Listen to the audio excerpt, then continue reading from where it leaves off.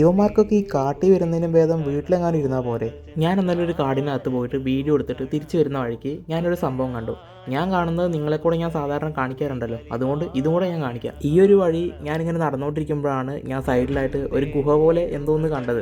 എനിക്ക് ആദ്യം സംഭവം എന്താണെന്നുള്ളത് കത്തിയില്ല. ഞാൻ പിന്നെ കുറച്ചുകൂടെ അടുത്തേക്ക് പോയി നോക്കിയപ്പോഴാണ് എനിക്ക് കാര്യം എന്താണെന്നുള്ളത് മനസ്സിലായത്. ഞാനിത് പ്രകൃതിയുടെ സൃഷ്ടിയായിരിക്കും എന്നാണ് വിചാരിച്ചത്. പക്ഷേ കാര്യങ്ങൾ അങ്ങനെയൊന്നുമല്ല, കാര്യങ്ങൾ കുറച്ച് വ്യത്യസ്തമാണ്. കാടിനകത്ത് ഇതുപോലത്തെ പാരാനോർമൽ ആക്ടിവിറ്റികൾ നടക്കുന്ന കാര്യമൊക്കെ എനിക്കറിയാം. പക്ഷേ ഈ ഒരു സ്ഥലത്ത് ഞാൻ ഒട്ടും പ്രതീക്ഷിച്ചതല്ല ഇങ്ങനൊരു കാര്യം. എന്തായാലും ആദ്യമായിട്ടാണ് ഒരു ഹൈ ലെവൽ പാരാനോർമൽ സ്പോട്ട് നേരിട്ട് കാണുന്നത്. നമുക്ക് അതിനകത്ത് കയറി നോക്കാം. എന്നിട്ട് ഞാൻ കൂടുതൽ കാര്യങ്ങൾ നിങ്ങൾക്ക് കാണിച്ചു തരാം. ഞാൻ നിങ്ങൾക്ക് വേണ്ടി ഇത്ര റിസ്ക് എടുക്കുന്നതല്ലേ, പറ്റുവാണെങ്കിൽ ആ ഫോളോ ബട്ടൺ എടുത്ത് നെക്കിയേക്കുക. എന്തായാലും കൊള്ളാം, ഇത് സൃഷ്ടിച്ചവനെ സമ്മതിക്കണം. കാരണം എന്താണെന്ന് വെച്ച് കഴിഞ്ഞാൽ ഉള്ളിലോട്ട് ആർക്കും കയറാൻ അങ്ങനെ പെട്ടെന്ന് പറ്റില്ല. പക്ഷേ കയറി കഴിഞ്ഞാൽ പുറത്തുനിന്ന് ആരും നോക്കിയാൽ കാണില്ല. അങ്ങനത്തെ ഒരു സിറ്റുവേഷനാണ് ഇതിനകത്തുള്ളത്.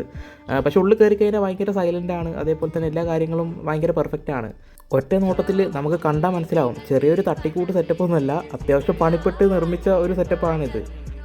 എന്തിനാ ഈ കാട്ടിനകത്ത് ഇത്രയും കഷ്ടപ്പെട്ട് ഇത് ഉണ്ടാക്കുന്നതെന്ന് എനിക്കറിയാത്തത്. ഇവന്മാർക്ക് വല്ല റൂമിനകത്തോ അല്ലെങ്കിൽ വീട്ടിനകത്തോ ഇരുന്നാൽ പോരെ. മറ്റേ മമ്മൂട്ടി കളങ്കാവൽ സിനിമയിൽ പറഞ്ഞ പോലെ റിസ്ക് കൂടുമ്പോൾ സുഖവും കൂടും, ആ ഒരു തിയറിയാണ് ഇതിൻ്റെ പിന്നിൽ. എനിക്കതാ തോന്നുന്നത്.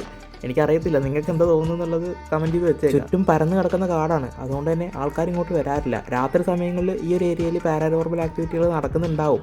അതിൻ്റെ സൂചനകളാണ് ഈ കാണുന്നതൊക്കെ. ഞാൻ അതുകൊണ്ടാണ് നൈറ്റ് ടൈമിൽ ഇങ്ങോട്ട് വരാത്തത്. കാരണം ഇനിയിപ്പോൾ എന്തെങ്കിലും പാരാനോർമൽ ആക്ടിവിറ്റികൾ ഉണ്ടെങ്കിൽ വെറുതെ അവരെ ഡിസ്റ്റർബ് ചെയ്യട്ടല്ലോ എന്ന് വിചാരിച്ചിട്ട്. അപ്പം അടുത്തൊരു വീഡിയോയിൽ കാണാം.